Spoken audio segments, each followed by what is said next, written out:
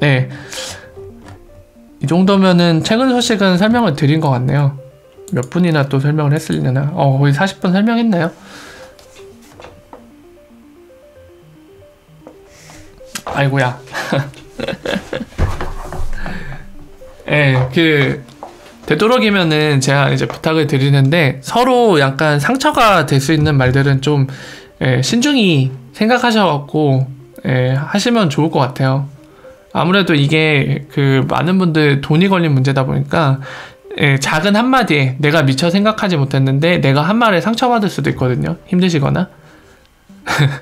서로 감정적으로 폭발하지 않게 서로에 대한 배려를 많이 해주시면 좋을 것 같습니다.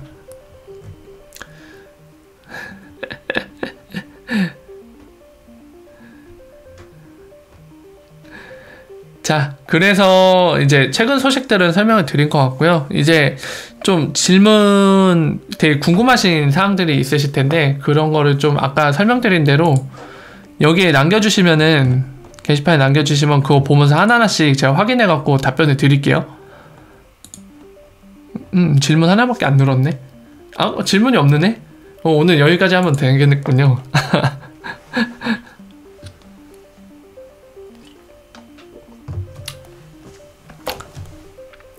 아이, 쿨한 모습 보기 좋네요. 제 개수가 중요하지 않죠. 제 개수 알아서 무슨 의미가 있나요? 확실히 말씀드리면은 저는 롱 포지션입니다. 롱 포지션. 개수는 뭐 타인의 개수는 궁금해하실 이유가 별로 없어요. 의미가 없기 때문에. DX요? DX 거래소. 벡트 거래소 중요하죠. 벡트는 약간 규제 관련해서 좀 중요하다고 봐야 될 것 같네요. 평단이요? 저 마이너스예요. 마이너스예요, 마이너스. 흑우입니다, 흑우. 음매입니다.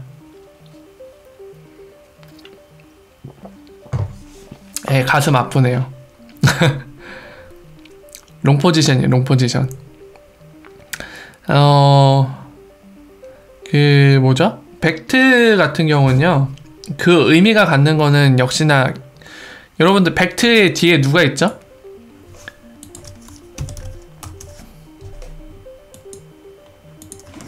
보이시나요? 얘네입니다. 인터컨티넨털 익스체인지라는 이 존재가 뒤에 있습니다.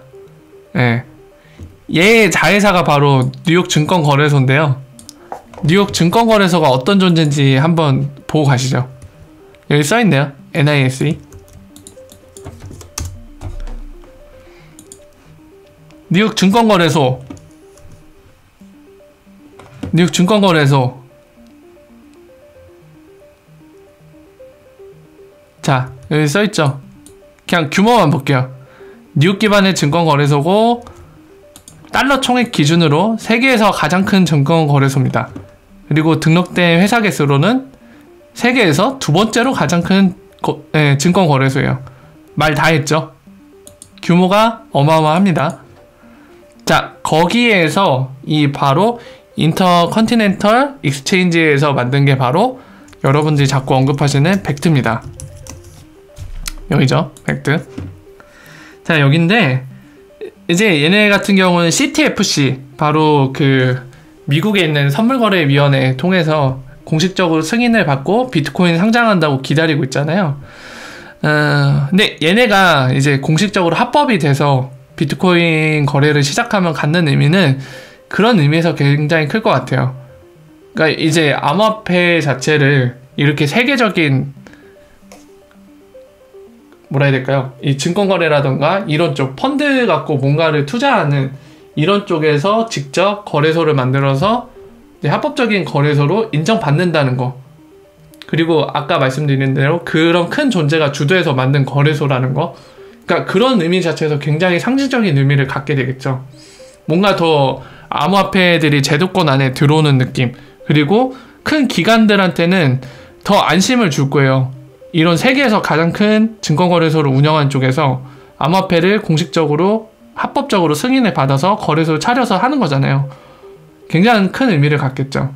물론 여기까지는 예, 누가 봐도 의심할 거 없는 동의할 수 있는 부분인데 그 뒤에 후속으로 따르는 명제에 대해서는 약간 개개인들이 잘 생각을 해봐야 돼요. 그러니까 예를 들면은 이 벡트가 라이브 상태로 들어갔을 때 XRP도 같이 그 바를 받아서 예, 펌핑이 올 것이다 라고 생각하신 분들이 계실지도 모르겠습니다. 예, 그럴 수도 있고 안 그럴 수도 있고 그건 모르는 겁니다. 이런 호재 뉴스로 펌핑이 온다는 건 이제 투기 세력들이 또 이런 거를 소식으로 삼아갖고 소재로 삼아서 펌핑을 한다는 얘기잖아요. 예, 역시나 뭐 그거 돈 많은 형님들 마음이죠. 펌핑할 수도 있고 안 할 수도 있고 그냥 비트코인만 펌핑 올 수도 있고 XRP는 안 올 수도 있겠죠. 물론 그와 다르게 올 수도 있고요. 예, 그래서 그런 투기적인 변화에 대해서는 예, 모를 것 같아요. 어떻게 될지는 모르고 그때 지켜봐야 될 것 같고 다만 아까 말씀드린 대로 약간 규제, 레귤레이션 관련된 거에 있어서는 굉장히 좋은 소식은 맞습니다. 실제로 그렇기 때문에 리프 CEO도 벡트 얘기를 되게 많이 했어요. 딴 얘기는 잘 안 하거든요. 뭐 예를 들어 코인베이스는 리프 CEO가 절대로 얘기 먼저 안 꺼냅니다.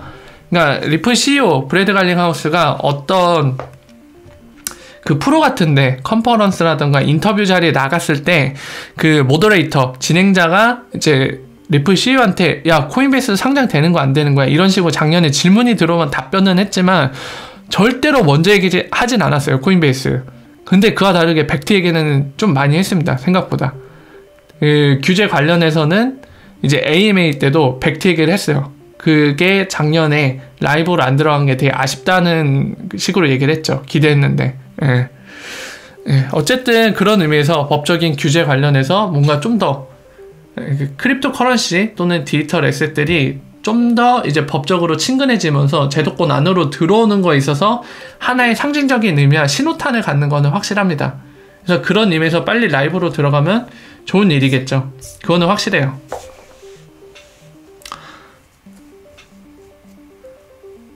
$100만 이상 간다는 거요? 방금 말씀드렸지만은 벡트가 XRP 세틀먼트 볼륨을 올려주진 않습니다. 그렇진 않죠. 그래서 만약에 얘 때문에 올라간다 하면 투기 자본이 끌어올린다는 건데 한 번에 100만 원 가나요? 네, 이 부분은 제가 모르겠습니다. 사람인지라 알 수가 없어요.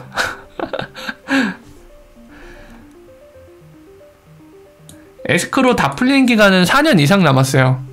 그 에스크로 관련돼서는 제가 계속 말씀을 드렸는데 이번 달 거 에스크로 잠깐 볼까요? 어떻게 했나? 제가 설명드렸죠. 에스크로 항상 어떻게 처리하고 있다고 했죠? 리프사가 기억하시나요? 10억 개가 풀리면 8억 개는 다시 에스크로로 묶습니다. 보통 5억 개, 3억 개 이렇게 나눠서 다시 묶는다고 설명을 드렸죠. 그리고 나서 2억 개는 가지고 있다가 판매하거나 이제 쓸 때 쓰기 시작하는데 12월까지는 제가 말씀드린 대로 했어요. 근데 1월 거는 아직 이동이 없었거든요. 지난번에 제가 같이 여러분들과 확인할 때. 그래서 이번 달 거는 어떻게 했는지 좀 봐볼게요. 요 계정이 굉장히 눈에 익숙한데 이게 아마 관련이 있는 계정일 겁니다. 에스크로 물량과 눈에 익어요. 이거 굉장히 보죠. 4,200만 개가 이동을 했군요. 자, 봅시다. 이번 달 거는 어떻게 했는지 한번 봐야겠죠. 요거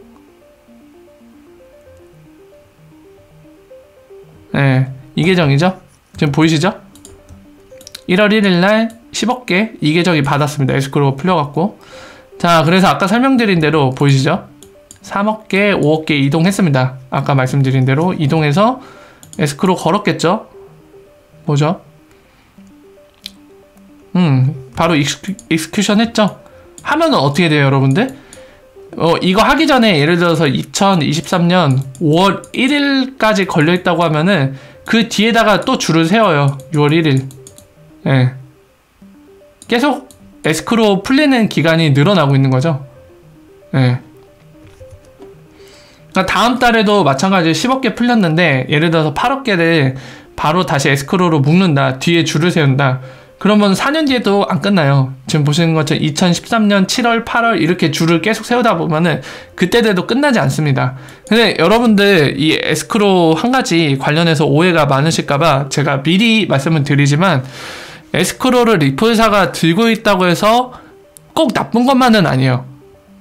그렇다고 부정하진 않겠습니다. 분명히 어떠한 특정 존재가 어떠한 디지털 에셋을, 또는 그건 법정 화폐도 마찬가지예요. 법정 화폐를 누군가가 굉장히 많이 들고 있다, 독식을 하고 있다, 그거는 좋은 일은 아니에요. 확실히. 그죠? 절대 좋지 않죠. 특히나 이 디지털 에셋 같은 경우는 전체가 1000억 개인데 리플사가 500억 개 넘게를 들고 있습니다. 근데 그나마 다행인 건 그 자체로는 좋은 건 아니에요. 확실히 저도 거기에 대해 동의를 합니다. 근데 그나마 괜찮은 거는 뭐냐면 두 가지 정도 볼 수 있는데요. 첫 번째는 뭐냐면 에스크로를 걸었다는 거예요. 에스크로 갖는 의미가 뭐가 있죠? 매달 10억 개씩 1일날 나눠갖고 풀리게 돼 있는데, 풀리지 않은 물량은 이걸 소유하고 있는 리플사조차도 본인들도 마음대로 못해요. 예를 들어서 지금 보시는 2023년 6월 1일날 풀리는 거를, 걸어놓은 거를 3억 개 풀리게 돼 있잖아요. 이거를 땡겨 쓰고 싶다, 리플사가. 이거 땡겨 쓰자, 미리 풀자. 절대 불가능합니다. 왜 그러죠? 퍼블릭 블록체인에 묶인 거잖아요. 조작이 불가능해요. 그 안에 묶인 거기 때문에. 리플사가 땡겨올 수가 없어요. 블록체인에 묶인 거기 때문에. 네. 첫 번째는 이거에서 다행인 점입니다. 만약에 리플사가 이 500억 개 넘는 물량에 대해서 본인들이 쓰고 싶을 때 마음대로 쓸 수 있다고 하면은 진짜 폭탄이죠. 리플사를 진짜 전적으로 믿고 가든지 아니면은 포기를 해야 되죠. 그러니까 예를 들면 그런 거 고려할 수 있잖아요. 만약에 혹시라도 투기 자본이 끌어올렸던, 또는 은행들이 사용을 많이 해서 수요가 올라서 올랐던 간에 어쨌든 가격이 올랐다고 가정해 봅시다. 10,000원까지 갔어요. 근데 리플사 500억 개 갖고 있으면 얼마예요? 10,000원 갔을 때 5,000억, 5조, 50조, 500조네요. 500조라는 돈이 어마어마한 거죠. 500조 정도면 우리나라 1년 예산을 뛰어넘는 것 같은데 맞나요? 제가 정확히 우리나라 1년 예산은 모르겠지만 한 나라의 웬만한 1년 예산을 뛰어넘는 액수 같아요. 500조면. 자, 그러면 리플사 10,000원 올라갔을 때 야 우리 이거 한 방 먹고 튈까? 500조면은 꽤나 되잖아. 한 방 먹고 튀자 그냥. 이렇게 결심할 수도 있는 거 아니에요, 솔직히? 그죠? 이렇게 할 수도 있는 상황과 이거를 아예 물리적으로 할 수 없게 막아놓은 거랑은 진짜 천지 차이예요. 물론 저희가 전적으로 리플사를 믿음직스러워, 진짜 믿을 수밖에 없어, 믿음이 간다, 이렇게 믿을 수도 있어요. 물리적으로 분명히 본인들이 원할 때 팔 수 있는 상황에서도. 근데 이것과 아예 물리적으로 본인들이 원할 때 팔 수 없게 묶어놓은 거랑은 엄청난 차이죠. 그런 의미에서 이거는 좋은 점이라 말씀드린 거예요. 스스로 쇠고랑을 찼잖아요. 본인들이 자물쇠로 잠궈버렸잖아요. 그러니까 신뢰증표로 걸은 거죠, 그거를. 우리는 이렇게 많이 갖고 있어서 걱정인 거 너희들도 안다. 너희들이 걱정한 거 안다. 그러니까 우리들이 스스로 우리들 손과 발을 묶겠다 해서 묶은 거잖아요. 그 500억 개 넘는 거를. 예.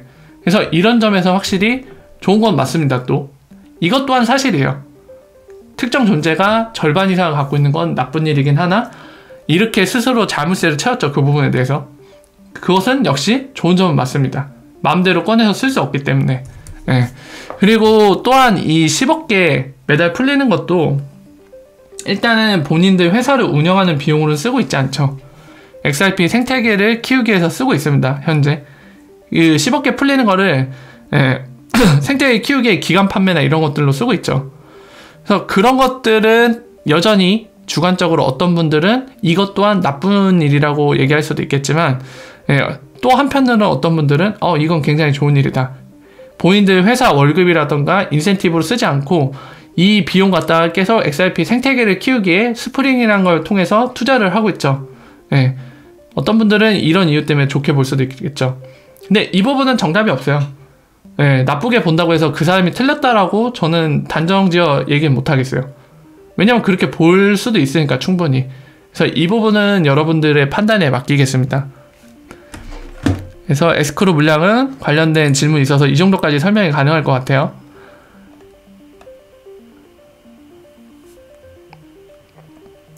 증권형 코인만 하는 게 아니죠. 그 단적인 이유로 일단은 비트코인 자체가 증권형 코인이 아니잖아요.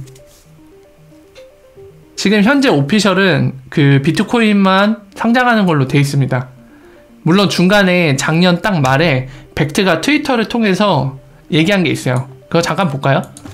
현재까지 오피셜로는 얘네 비트코인만 상장하는 거고, 작년 연말에 어떤 트윗을 남겼냐면은 그 벡트의 여자 CEO 있잖아요. 그 사람이 얘기한 걸 토대로 하나 남겨놓은 게 있습니다. 잠깐 같이 볼게요. 어디였지? 작년 12월쯤이었던 것 같은데.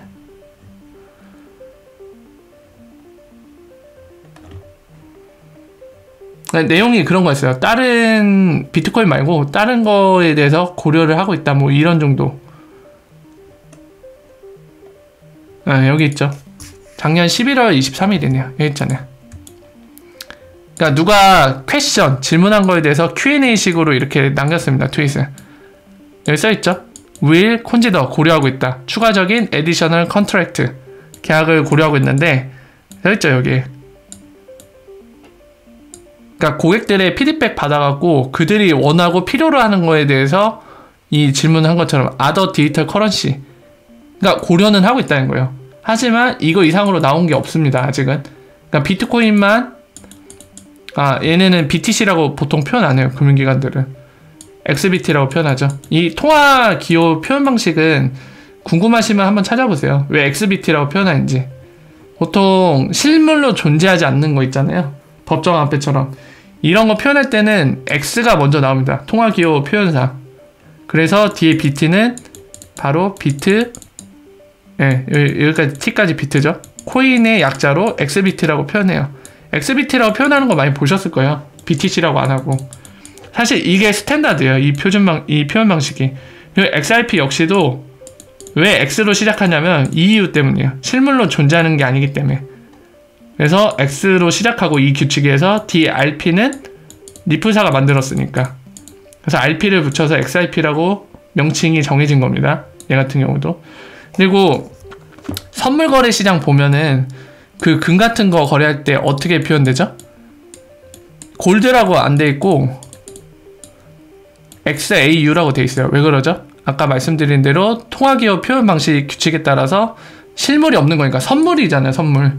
실물이 없는 금이기 때문에 X로 출발을 하고 뒤에 AU는 뭐죠? 이거 화학에서 원소기호. AU가 금이죠? AU라고 적잖아요. 그러니까 이렇게 합쳐갖고 XAU라고 표현하는 거예요. 선물 시장 같은 데서 금을 표현할 때. 이런 이유 때문에 이렇게 표현합니다. US 달러도 마찬가지죠. US, 미국, 유나이티드 스테이트의 달러니까 USD. 유로화는 이렇게. 그죠? 이런 식이에요. 통화기업 표현 방식이. 뭐 잠깐 언급이 돼서 잠깐 간략하게 설명을 했어요. 뭐 어쨌든 아까 말씀하신 거 있잖아요.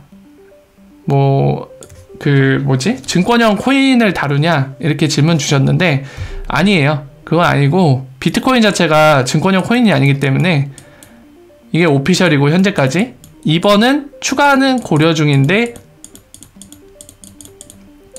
여기에 대해서 뭔가 나온 건 없어요. 그냥 답변으로 추가를 하는 건 고려하고 있다. 고객의 필요나 고객이 원한다면.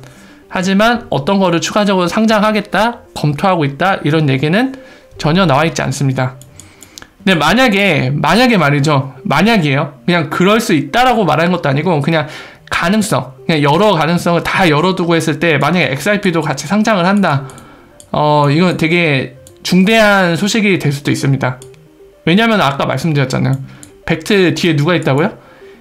인터컨티넨탈 익스체인지. 바로 NYSE. 뉴욕 증권거래소, 세계 최대 증권거래소를 운영하고 있는 얘가 뒤에 버티고 있는 애입니다. 벡트에.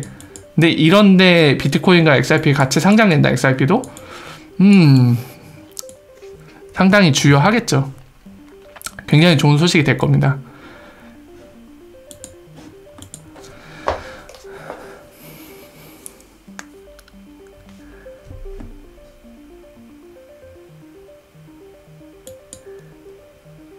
코인베이스 얘기는 왜 자꾸 나오죠? 저도 코인베이스 상장에 대해 되게 부정적인 입장인데 코인베이스 얘기 계속 왜 나오지? 코인베이스 제가 지난 방송 때도 설명드렸다시피 코인베이스의 디렉터 엔지니어 누구라고요? 라이트코인 창시자 있잖아요. 찰리리. 찰리리는 XRP 대놓고 스캠이라고 얘기하네요. 근데 걔가 디렉터예요. 코인베이스. 그리고 옛날에도 코인베이스랑 그 리프사 그 엔지니어들이랑 엄청 싸웠어요. 코인베이스 쪽에서는 XRP 두고 중앙화된 10스캠이다 막 이렇게 해갖고 리플사에서도 가만히 있지 않았죠. 엔지니어들이 웃기는 짜장면 소리하지 말아라 이러면서 설전도 벌이기도 했습니다. 코인베이스에 있는 그런 디렉터 엔지니어 자체가 XRP를 대놓고 10스캠이라고 하는데 내부적으로 상장하려고 할 때 동의를 하겠어요, 걔네들이? 절대 안 하죠. 그냥 코인베이스는 할 수도 있어요. 할 수도 있지만 어렵다고 보시면 돼요, 그냥.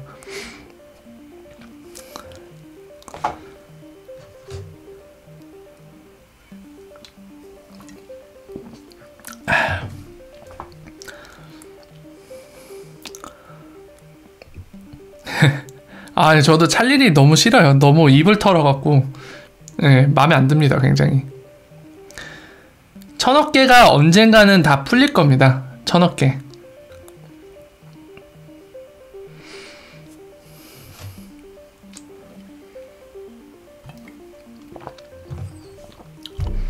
(2000억) 개였다고요? 2000억 개였다고요?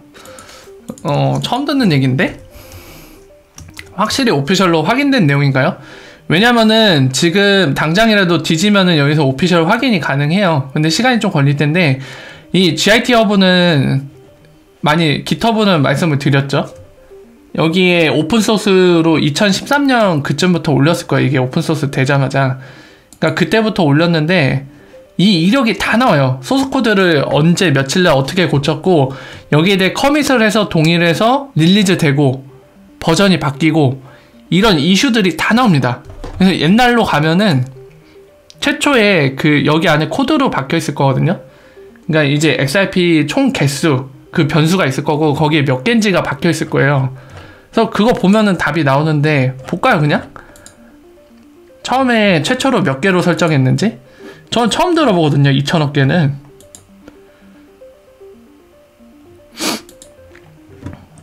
이 1000억 개는 진짜 처음 듣는 내용인데 아 이거 왜 이렇게 많아 이슈가. 예. 나중에 찾아봐야겠는데 너무 길다. 나오나? 이 검색을 해내기가 쉽지가 않아요.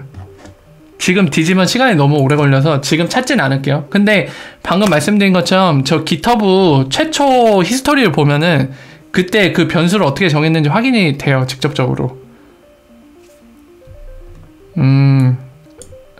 장항신님이 얘기하는 건 이제 기획은 2000억 개 했다가 1000억 개로 결정했다는 얘기도 하시네요. 근데 제가 아는 거는 1000억 개예요. 최초부터. 아니요, Q&A 하고 있어요.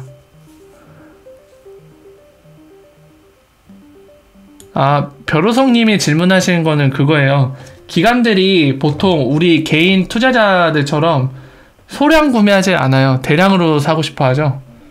그래서 직접 리프사한테 대량으로 구매를 하는 거죠. 기관들이. 굳이 그 질문에 대해서 이렇게 생각하시면 돼요. 주식 거래를 기관들도 그냥 일반 개미 투자자들이 주식 투자하는 그 거래소에서 사면 되는데 왜 아까 본 것처럼 뉴욕 증권거래소 또는 나스닥 시장처럼 장외 거래소에서 구매를 하는지를 떠올려 보시면 쉬워요. 대량으로 사고 싶어 하잖아요. 기관 대 기관으로. 적합하지 않은 거죠. 개인들이 거래하는 그런 증권거래소나 지금 이런 데처럼. 소각 아닐 것 같아요. 이종진 님도 들으셨다고 하시는데 일단 정확한 진실은 아까 보신 것처럼 깃허브를 조사를 해봐야지 알겠습니다만 제 생각에는 1000억 개 소각은 아닐 것 같아요. 정황상. 리플사가 소각을 되게 싫어해요.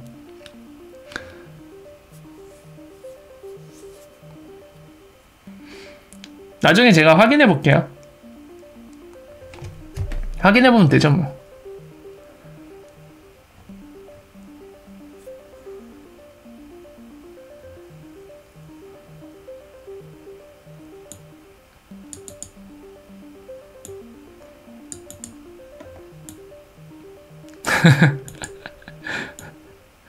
네, 데이비드님이 얘기한 건 좀 더 얘기하고 잠깐만요. 귀찮아님이 말씀하신 거 리플렛 가입 이후에 개인이 송금을 할 수 있느냐 질문 주시는데요.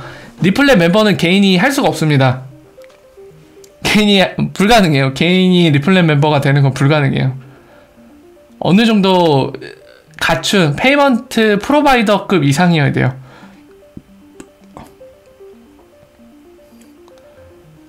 reptilian 얘기 또 나왔어. 그래 귀찮아님이 질문하신 거는 불가능해요. 엑스커런트 멤버 되고 싶으면 리플렛 멤버 되고 싶으면 리플사의 공식 페이지에 나와 있어요. 아마 자 컨택트 가셔갖고 한번 트라이 해보세요. 제 판단이 틀렸을 수도 있는데 어디있지? 컨택트어스 하고 여기 세일도 있네. 나한테 파세요 하고 보낼 수도 있겠네요. 네, 여기에다가 질문을 하시면 돼요. 제 리플렛 멤버 되고 싶다고.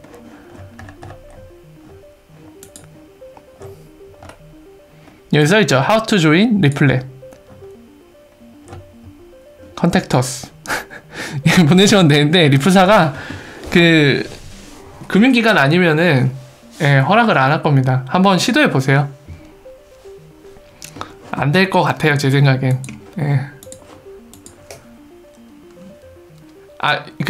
구글로 번역해서 그냥 보내세요. 설마 무시하진 않겠죠? 무시하려나?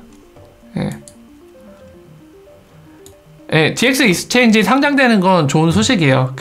두 가지 정도 볼 수 있는데요. 첫 번째는 XIP를 이제 초기 때, 잠깐만, 1월 6일 날 오픈한다고 했지 않았었나요? 미국 시간으로는 내일일 것 같은데, 얘네가 유럽 쪽에서 하잖아요. 잠깐만. 얘네 라이브가, 잠시만요. 7일이구나. 내일이겠네, 내일. 근데 이게 기준이 몇 시인지 모르겠네요. 이게 UTC 기준인지 시간이 되게 많잖아요. 퍼시픽 타임도 있고 표준시 기준인지를 모르겠어요. 어쨌든 뭐 1월 7일이면 아무리 늦어도 내일 모레일 거거든요. 1월 8일? 첫 번째로는 여기 방금 본 트윗에서도 질문에 많이 나왔죠. 보시는 것처럼 처음부터 초기 때 XIP가 상장돼 있냐 이 질문이 많은데 답변을 그렇게 했죠. 초기 때부터 상장해서 진행을 한다고 XIP는. 그래서 이거는 당연히 볼륨이 느는 것과 연결이 되기 때문에 그런 의미에서 좋은 거고요. 두 번째는 여러분들 최근 기사 보셨죠. 이 증권형 토큰을 만들어 갖고 주식 거래를 하겠다고 하잖아요. 그거 잠깐 볼게요. 여기 있네. 테슬라에 좀 집중한 거고 요걸 보면 되겠네. 여기 있죠. 리얼 스탁이라고 돼 있잖아. 실제 주식을 백엔드로 이제 보증 개념으로 갖고 있으면서 이거를 토큰화 시켜 거래를 하겠다. 여기에서 드디어 이 사람들이 말로만 하던 거 있잖아요. 결국에 주식이 토큰화 돼갖고, 그러니까 블록체인 안에 토큰화 돼갖고 이것들이 블록체인 안에서 거래가 될 것이다. 이런 얘기를 되게 많이 했잖아요. 근데 사실 전망만 있었을 뿐이지 이게 현실로 다가온 적은 한 번도 없습니다. 한 번도 없는데 얘네가 하는 거죠. 드디어 1월 7일 날 라이브로 들어간다. 이 DX 익스체인지가 바로 리얼 스탁을 토큰화 시켜갖고, 얘네 설명에 따르면은 ERC 기반이라고 하거든요. 이더리움이죠. 바로 이더리움 기반으로 토큰화 시켜갖고 그거를 거래를 할 거라고 합니다. 여기서 그 전망만 하던 게 현실이 돼서 오는 건데, 그런 의미에서 상징적인 의미를 가질 수 있을 것 같아요. 참고로 이런 비슷한 거 완전 똑같진 않은데 리플사가 시큐리타이즈라는 회사에 투자를 했죠. 스프링이 투자를 했습니다. 뭐 하는 회사죠? 현실 세계에 있는 실제 자산들, 뭐 부동산도 있고 여러 가지 있을 텐데 주식도 있고요. 유가증권형이 그 안에 주식도 있고 부동산도 있고 되게 많잖아요. 되게 많은데 그것들을 다 토큰화 시키는 거, 그걸 하는 기업에 투자를 하기도 했습니다. 리플사도 원한다는 얘기죠. 그래서 그런 상징적인 의미야 실제 이제 시발점이 될 수 있는 포인트로, 그런 점에서 상당히 좋은 소식은 될 것 같아요. 베어러블 가이요? 2018년 589달러 전망 틀리고 나서 잠적했겠죠. 양심 있으면 잠적해야죠. 자, 티제로는 뭐예요? 티제로 처음 봤는데.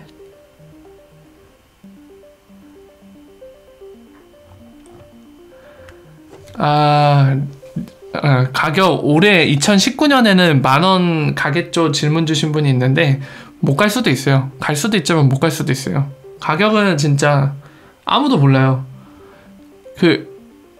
생각해보세요 여러분들. 재작년이죠. 2017년 재작년이 됐으니까 재작년 2017년 말에 단 한 명이라도 한 4,800원까지 갈 거라고 예상하신 분 계신가요? 아무도 없을 거예요.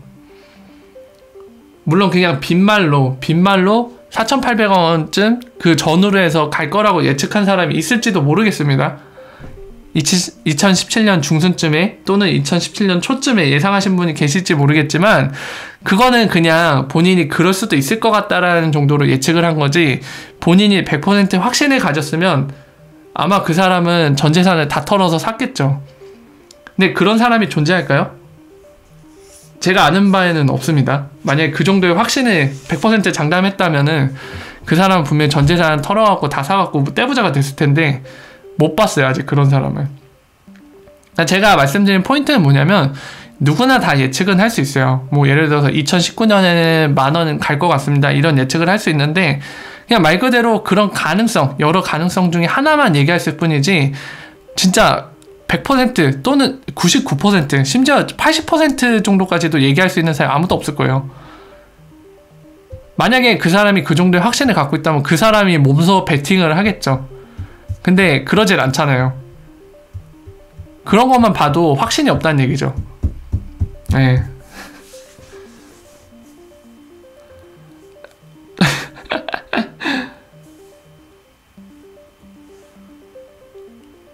그쵸. 예, 어떻게 보면 결과론적으로 시코이님이 얘기하신 대로 그럴지도 몰라요. 저는 많이 말씀드렸지만 XRP 자체의 특징적인 것 때문에 좀 많이 높게 평가를 했습니다. XRP 실제로 사용하는 구조고 거기에 대한 수요를 끌어내게 한 비즈니스 구조를 갖고 있기 때문에 그래서 선택을 한 거예요. 그러니까 이 XRP를 쓰는 비즈니스가 더 창출되고 더 많이 사용될수록 실제로 가격을 드라이브를 할 수 있는 구조이기 때문에 선택을 했어요. 그리고 여러 가지 디테일한 이유도 있는데 몇 가지만 말씀드리면 일단은 마이닝 방식이 아니에요. 마이닝이면 저는 믿을 수 없습니다. 왜냐면 그 해시 파워를 가진 사람들이 갖고 놀 수가 있거든요. 마이닝 구조가 아니라 지금 컨센서스 자체는 XRP 레저 같은 경우 오더링 방식이에요. 오더링. 이중 지불이 발생하지 않도록 줄을 세우는 거죠. 트랜잭션을. 누가 먼저인지. 그러면 이중 지불이 발생하지 않죠. 이런 구조를 띄고 있기 때문에 신뢰가 됐고, 그리고 그런 합의 구조에 있어서도 누구나 다 참여할 수 있도록 만든 점, 개방을 한 점. 예, 그런 걸 보고 신뢰를 한 거죠, 저는.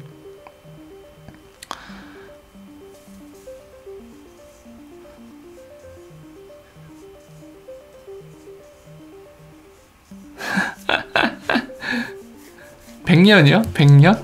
이야.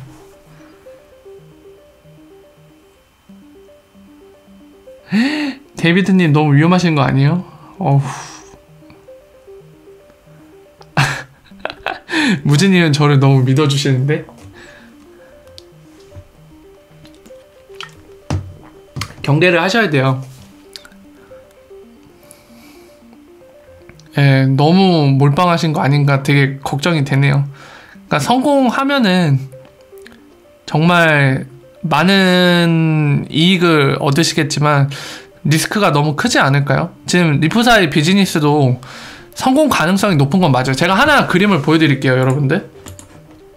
그거는 사실인데 100% 보장은 안 돼 있죠. 한 가지 봅시다.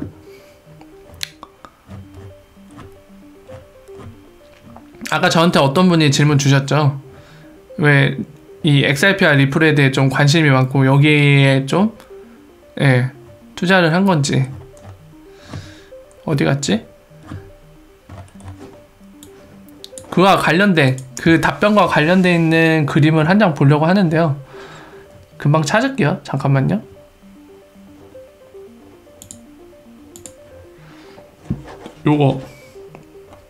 이거 리프사가 어디 고객한테 발표한 시트 자료 중 한 장이거든요. 한 페이지인데 지금 보시다시피 타이틀 자체가 그 레귤러터리 앤 폴리시 인게이지먼트, 그러니까 그 규제와 그 정책에 뭐 협력하는 거 관련돼서 설명을 하는데 여기 써있죠. 온고잉, 지금 진행 중인 협력하는 그게 이제 40 레귤레이터 40개 이상이다.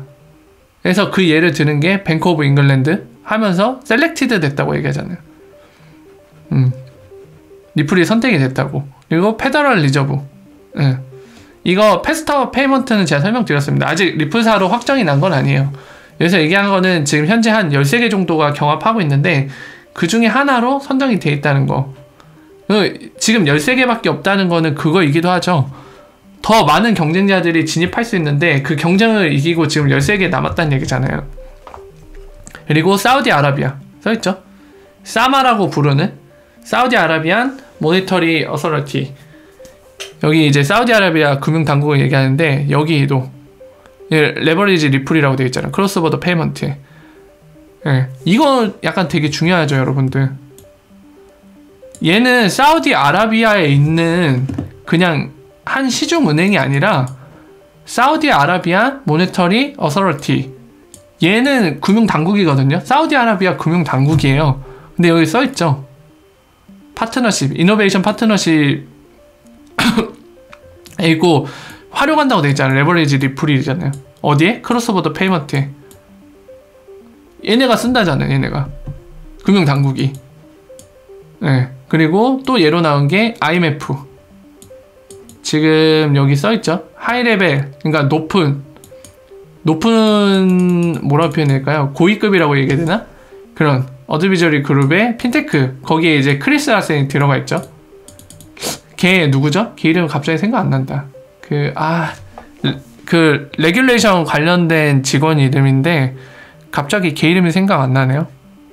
지난 방송 때도 제가 언급했는데, 네, 그분 이름이 생각 안 나는데 그분 이름이 생각 안 나서 생략을 하고, 어쨌든 여기 IMF에도 지금 껴있습니다. 유일하게 블록체인 회사 중에 리플사가 껴있어요.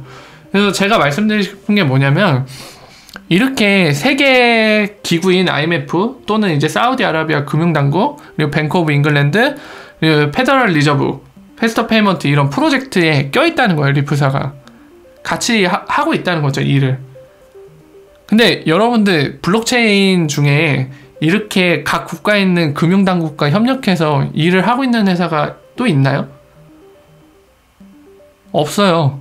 리플사가 유일합니다. 리플사가 유일해요. 이건 팩트니까. 그래서 제가 말씀드리고 싶은 거는 이거 확실히 긍정적인 시그널을 맞다는 거죠.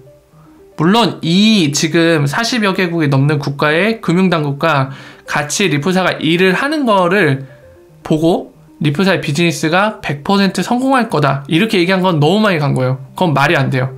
어떻게 40여 개의 국가 금융당국들과 일을 한다고 해서 비즈니스가 100% 성공한다고 얘기할 수 있죠? 그건 약간 비약이에요. 약간이 아니라 많이 비약한 거예요. 설사 여기에 40여 개 이상이 아니라 100여 개 이상이다, 이럴지라도 비즈니스 성공은 보장할 수 없습니다. 예, 개런티 안 돼요, 절대로. 물론 확률은 높아요. 제가 말씀드리고 싶은 건 어느 다른 블록체인들보다 약간 객관적으로 봤을 때 유일하게 이런 국제기구, 각국의 금융당국들과 직접적으로 가깝게 일을 하고 있는 회사인 리플사가 그 어느 것보다도 성공할 가능성은 높다라고 말씀드린 거예요. 비즈니스가 100% 장담돼 있다가 아니라. 절대로 그건 아니에요. 그렇게 생각하시면 안 됩니다. 그거는. 예. 이게 이런 포인트가 있기 때문에 저는 리플사를 높이 평가하는 거예요, 지금. 그래서 잠깐 이거를 열면서 말씀을 드렸습니다.